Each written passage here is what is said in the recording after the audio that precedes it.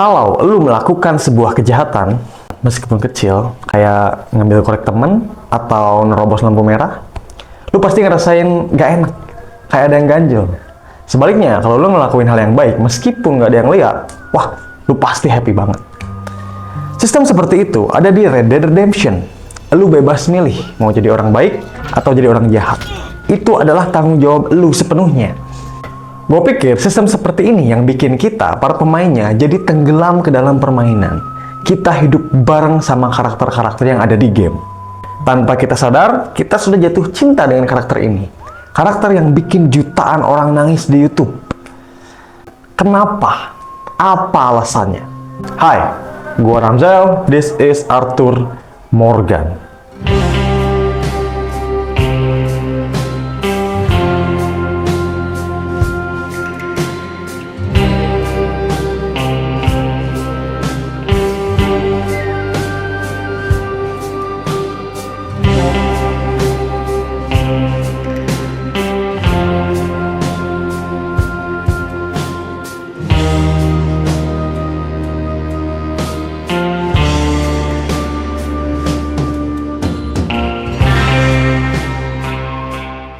Gue gak bisa ngomongin si Arthur tanpa spoiler ceritanya. Jadi buat lu yang lagi main atau belum main dan pengen main, mendingan lu jangan nonton video ini. Pertama kali kita ngelihat Arthur, kita langsung bisa ngerasain kalau karakter ini dalam banget, kompleks, unik, dan juga lucu. We know a lot about you. Do you? You're a wanted man, Mr. Morgan. There's $5,000 for your head alone. $5,000 for me? Can I turn myself in? Dia ini adalah seorang outlaw atau bisa dibilang penjahat. Terlepas dari penampilannya yang karismatik dan juga mengintimidasi, satu hal yang paling gue suka dari Arthur Morgan adalah perubahan dia di sepanjang cerita. 20 tahun mengabdi di gengnya Dutch Van der Linde, Arthur Morgan jadi ujung tombak. Dia adalah tangan kotornya geng Van der Linde. Dia rela ngebunuh, rampok, nipu orang.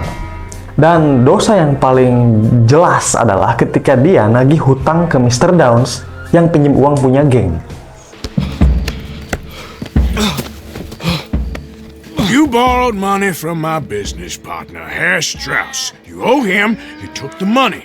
He wants it back, what's not to understand? Where's our money? I don't have it. Sell your place. We already owe more than it's worth. Then sell your wife, or your family, or something. We ain't your idea of charity. Is that clear? Thomas! What are you looking at? Thomas! I said what you looking at, woman. My husband isn't well. If we could just have more... Like I said, we ain't nobody's idea of charity. Get us the money.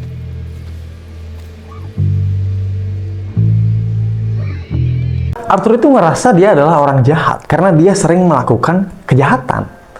Bahkan setelah Mr. Downs mati, dia tetap nagih hutang ke anak istrinya. Goblok memang. My husband's not cold in the ground and you've come back here. Archie, I nearly paid off what was owed. Your husband knew the rules when he took that money. Now, I'm real sorry about the way things turned out. But he had a choice. Ain't my fault about the way the world is. He didn't have a choice. He was good and he did good. There wasn't no choice in that. And you've as good as killed him yourself, and don't kid yourself. You had a choice. You speak as if killing was something I cared about. You ever wonder about eternity? You should. I hope it's hot and terrible, Mrs. Downs. Otherwise, I'll feel I've been sold a false bill of goods. Now, please, give me that money. Pertanyaannya adalah, apakah dia benar-benar jahat? Hadirnya karakter seperti Micah Bell, pembunuh mesum berdarah dingin, Arthur dan Micah itu jadi kombinasi yang tidak tercampur gitu. Mereka ada di geng yang sama, punya tujuan yang sama, tapi si Arthur jadi lebih kontras kalau dibandingkan dengan si Micah. But I'm not a good man, Jimmy Brooks. Not usually. You see, I was in Blackwater. I killed people. And maybe I should have killed you. Should I have killed you, Jimmy Brooks? Me? Micah itu menikmati apa yang dia lakukan. See? I told you this would be fun, Morgan. This is fun for you. Dan dia membenarkan semua kelakuan dia di balik kata bertahan hidup. Sedangkan si Arthur, dia beda. Dia tidak menikmati kekerasan ini. Arthur melakukan kekerasan kalau cuma perlu aja. And thank you. There I was, having a dull day only for you. To liven it up by letting me help you shoot up half a town. You're a funny fella, Arthur. Real funny. Setelah geng Van der Linde gagal dalam perampokan di Blackwater, geng ini diambang kehancuran. Mereka dikejar dan mengalami krisis keuangan.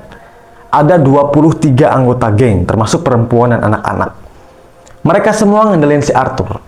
Si Arthur ini kayak orang tua yang nafkahin keluarganya. Nah itu, buat Arthur ini bukan cuma sebuah geng, tapi ini adalah keluarga. Jadi apapun yang Arthur lakukan, dia ngerasa bener. Karena dia melakukan itu semua demi keluarganya, supaya keluarganya bisa bertahan hidup. Nah pertanyaannya, seberapa jauh lo melakukan sesuatu demi keluarga lo? Jauh banget sampai ngelanggar hukum. Pemikiran seperti itu dia dapat dari Dutch, yang tidak lain adalah leader dari geng Van der Linde. I will kill for my family. Dutch ketemu Arthur waktu dia masih kecil. Dutch ngajarin baca tulis dan berhitung. Ngajarin banyak hal dengan khotbahnya yang filosofis dan meyakinkan itu. Dutch bisa dibilang adalah seorang mentor dan sosok ayah buat Arthur. Arthur sudah ada di titik di mana dia nggak mungkin mengkhianati sosok ayahnya sendiri, Dutch Van der Linde. Hubungan mereka sangat istimewa, sampai membutakan salah satunya.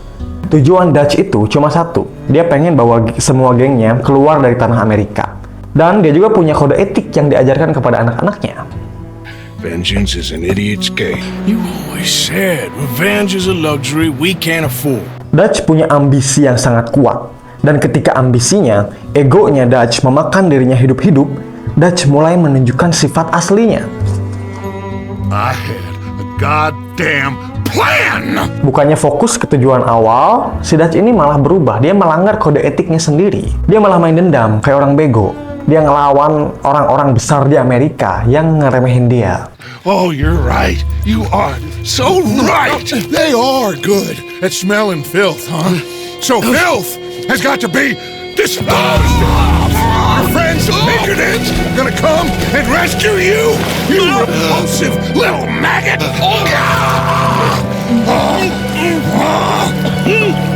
Call them now. You call them.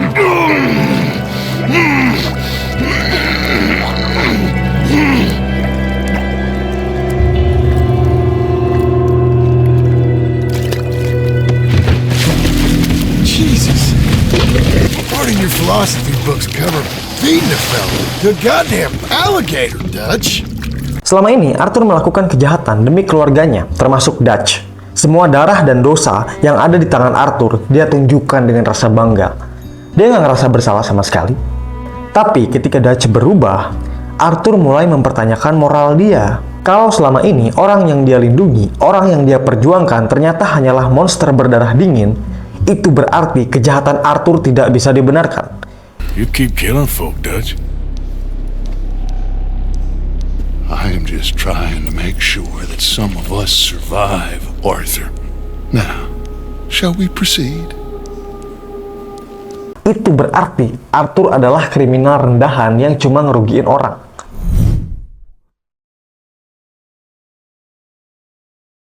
Breathe. Again. Let me see your tongue. Say ah.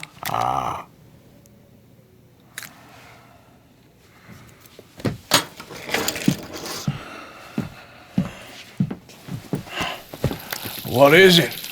It's not good news. I guess that.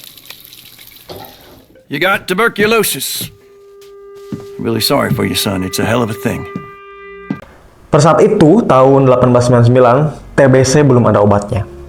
Arthur, karakter paling badass ini, yang gak pernah takut sama pistol, untuk pertama kalinya kita ngelihat dia tidak berdaya. Dia ada di titik paling rendah, di mana dia harus menghadapi kenyataan kalau dia sebentar lagi bakalan mati. Mati ketembak pistol itu gampang. Dor, dan lu mati. Mungkin itu alasan si Arthur gak takut mati sebelumnya. Tapi konsep kematian ini jadi lebih serem kalau ada rentang waktunya. Setiap detik itu kerasa. Setiap batuk itu membawa Arthur lebih dekat dengan kematiannya. Di sini Arthur mulai berubah. Dia masih ada di geng, iya, tapi dia banyak ngelakuin hal baik. Ngasih sumbangan, nolong orang, dan nolak imbalan. Dia bahkan mencoba untuk nolong keluarga Downs yang sebelumnya dibikin hancur sama dia sendiri. Here, take this. I don't need it no more. I don't want your money. Yeah, I know you don't want it. I don't. You sure as shit need it. Take it. No. I ain't looking for forgiveness. It ain't about that. But don't forgive me. Just take the money and get out of here, please. I know I ruined your life. I suffer for it every day. But don't let yourself get killed for pride. I seen it kill too many folk. Don't say anything. Don't thank me. Just take the money and pack your bags. That's all I gotta say. Thank you, Mr. Morgan. I said don't thank me. Get out of here. Please. Ini adalah salah satu dosa Arthur yang kita tahu banget. Dia ingin menebus dosanya dengan perbuatan baik. Tapi, coba lu jawab pertanyaan ini. Apakah 20 tahun perbuatan jahat bisa dibayar dengan 6 bulan perbuatan baik? Jawabannya jelas, itu nggak mungkin. Dan si Arthur tahu banget akan hal itu. Di titik ini, Arthur kebingungan. Dia punya ego yang menghalangi dia. Dengan segala dosa yang udah dia lakuin, jauh di dalam lubuk hatinya yang paling dalam, dia nggak mau mati sebagai orang jahat. Mr. Morgan, are you okay? Well, never better. What are you doing here? Well, I'm on my way down to Mexico. They're finally sending me on a mission. Brother Dorkins is very jealous.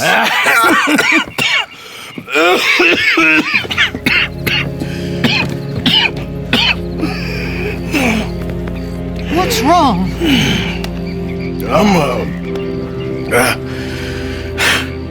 I'm dying, sister. Okay. Yeah, I got TB. I got it. Beating a man to death for a few bucks. I've lived a bad life, sister. We've all lived bad lives, Mr. Morgan. We all sin. But I know you. You don't know me. Forgive me, but that's the problem. You don't know you. What do you mean? I don't know, but whenever we happen to meet, you're always helping people and smiling. I had a son. He passed away. I had a girl who loved me. I threw that away. My mama died when I was a kid. And my daddy, well, I watched him die. And it weren't soon enough. My husband died a long time ago. Life is full of pain. But there is also love and beauty. What am I gonna do now? Be grateful that for the first time, you see your life clearly. Sure. Perhaps you could help somebody. Helping makes you really happy. But I still don't believe in nothing. Often, neither do I. But then I meet someone like you, and everything makes sense. You're too smart for me, sister. I guess I'm afraid. There is nothing to be afraid of, Mr. Morgan. Take a gamble that love exists and do a loving act. All aboard! Ini adalah adegan terbaik yang ada di game. Lega banget rasanya ngelihat si Arthur ngaku kalau dia tuh takut mati sebagai orang jahat. Jadi balik lagi ke pertanyaan awal, apakah si Arthur ini benar-benar jahat? Selama ini Arthur lagi berusaha untuk menebus 20 tahun dosa dia dengan 6 bulan sisa hidupnya. Dan dia tahu, kita semua tahu, itu nggak mungkin. I don't know nothing about kindness. Sister Calderon di sini bilang kalau baik atau jahatnya seseorang tidak ditentukan dari berapa lama dia jahat dan berapa lama dia baik. Tapi ketika orang itu punya kesempatan buat berubah, dan dia benar-benar berubah. Sejahat-jahatnya si Arthur, di mata Sister Calderon, dia itu adalah orang yang baik, yang suka nolongin orang. Whenever we happen to meet, you're always helping people and smiling. Artinya si Arthur sudah berubah. Adegan ini punya pesan yang manis. Gak ada kata terlambat buat berubah. Kita bisa kerja lebih keras, hidup lebih sehat, dan menjadi orang yang lebih baik. Untuk pertama kali dalam hidup Arthur, dia melihat hidupnya dengan sangat jelas. Dan itu kelihatan di beberapa misi terakhir penagihan hutang. We lent Arthur some money, you see, and... So it was you. You son of a bitch. What do you want now? You want my boy's shoes? You want the food out of our bellies? What little there is? You want me to lie down for you? No. Arthur gave everything to pay your bills. Everything. And now there's some fellas coming to take the house. There ain't nothing left, mister. I just wanted to say the debt's canceled, and here, take this. It won't bring your husband back, I know. You need money and I don't. Well, you're a good man. Pertama kalinya di dalam hidup si Arthur, Arthur berbuat baik bukan untuk menebus dosa dia, tapi dia berbuat baik karena memang itu adalah hal yang benar. Di chapter terakhir, Arthur tahu kalau gengnya bakalan hancur. Terus si Dutch makin nekat dan egois. Kalau ada anggota geng yang pergi, bakal dianggap sebagai pengkhianat. Di sini Arthur nyadar kalau perjuangan dia selama dia hidup gak ada artinya sama sekali. Sampai dia melihat setitik cahaya. Harapan kecil yang masih bisa diperjuangkan oleh sisa hidupnya yang sedikit itu. Cahaya itu adalah John Marston. Satu-satunya anggota geng yang masih punya keluarga yang utuh. I feel like you should take your woman and child and get lost. Do you? You could give something to Jack. It's that or... Well, I don't see no way out of this. But what about loyalty? Be loyal to what matters.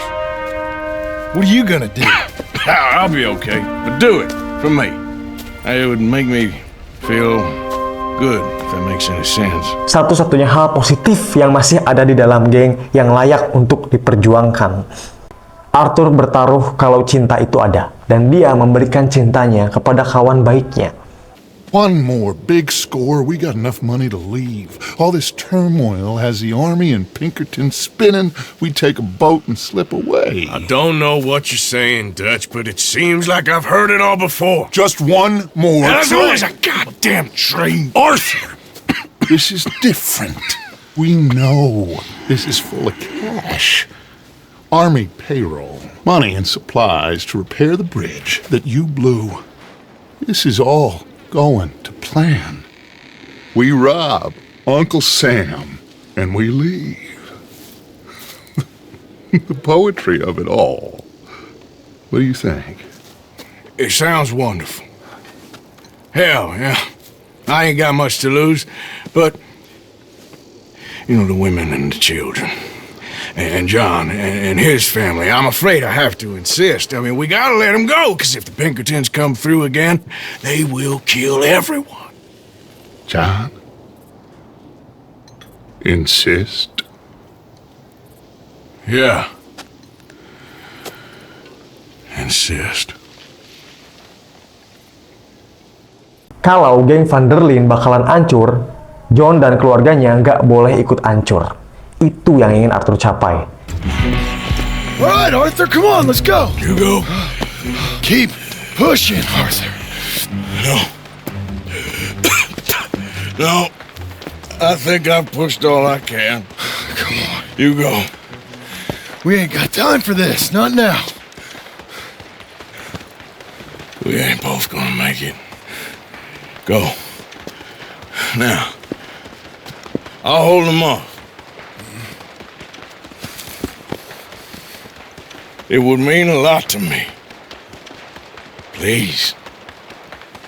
There ain't no more time for talk. Go. Arthur, go to your family.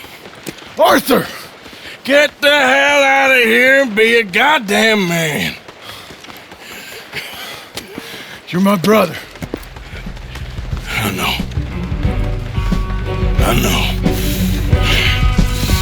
Ini adalah misi yang bikin jutaan orang nangis di YouTube, di mana Arthur mengajarkan kita tentang kesetiaan.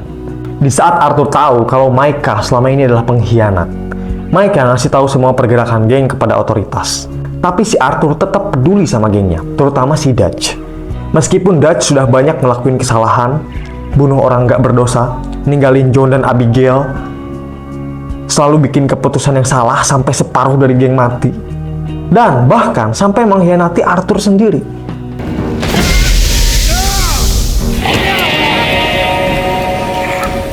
He got one! A white one! Dad? I need help! Terlepas dari itu semua, si Arthur tetap setia kepada seseorang yang ingin dia panggil ayah. Si Arthur bisa aja pergi ninggalin geng dan hidup damai dengan sisa hidupnya. Tapi dia nggak begitu.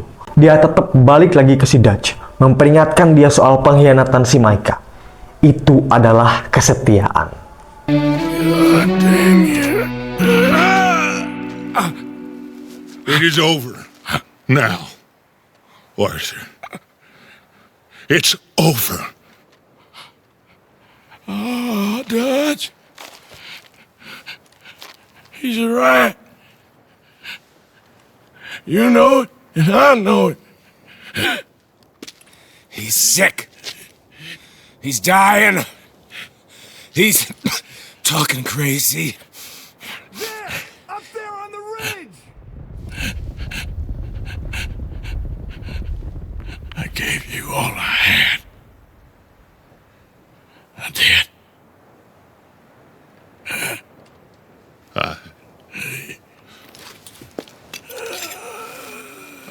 Come on. Dutch. Let's go, buddy. We made it. We won. Come on. John made it. He's the only one. The rest of us... No. But I tried. In the end, I did. Yes, you did, brother. You do a loving act. Lu melakukan sesuatu yang penuh kasih sayang. Dan ini adalah adegan yang bikin kita semua nangis sambil tersenyum. Arthur Morgan, di nafas terakhirnya penuh dengan darah, Arthur bertaruh kalau cinta itu ada dan dia melakukan sesuatu yang penuh cinta. Dia mendapatkan penebusan yang tidak pernah dia harapkan. Dia berbaring menghadap ke matahari, diterima di alam ini.